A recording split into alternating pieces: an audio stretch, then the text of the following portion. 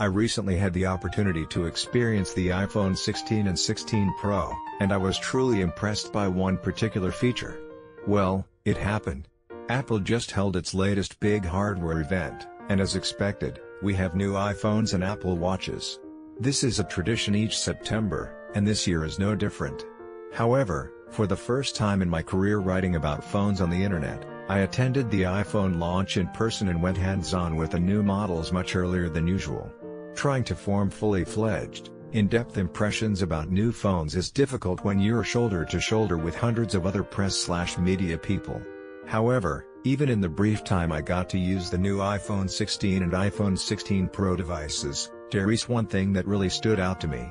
All of the new iPhone 16 models, including the iPhone 16, 16 Plus, 16 Pro, and 16 Pro Max, have a new hardware button. It's called the camera control, and it's on the right edge of the frame below the Power/Siri button. Like other Android phones over the years, it allows you to snap a photo in the camera app like a dedicated shutter button. However, in the way that only Apple does, the camera control button is so much more than that. A single press of the camera control button opens the camera app. Pressing it again snaps a photo, while holding it down records a video. Simple enough, right? It is, but that's just the start. A capacitive sensor underneath the camera control button gauges how hard you're pressing the button. A full press takes a picture, but a light press brings up a control interface right below the button and you can swipe across it to zoom in and out.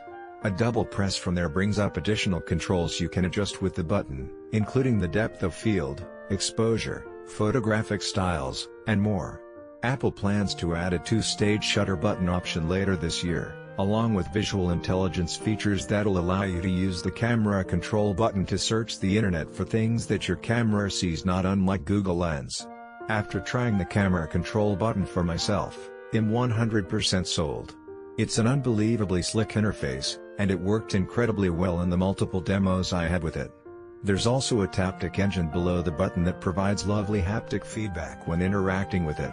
Paired with the action button that's also now on the iPhone 16 and 16 Plus, and returning to the iPhone 16 Pro and 16 Pro Max, Apple's letting you do so much with buttons versus the touchscreen.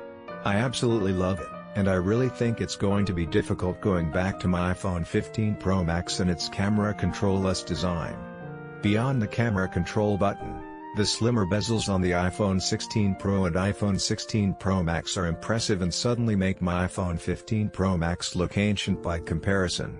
This year's new screen sizes are an interesting change, 6.3 inches for the 16 Pro and 6.9 inches for the 16 Pro Max. The iPhone 16 Pro didn't feel immediately larger in my hand compared to the 15 Pro, though I'll need more time to fully form my thoughts here. The new desert titanium color for the Pro models is fine and not nearly as awful looking as early renders suggested it would be. The real color highlights are with the base iPhone 16 models. Ultramarine, teal, and pink are all stunning in person.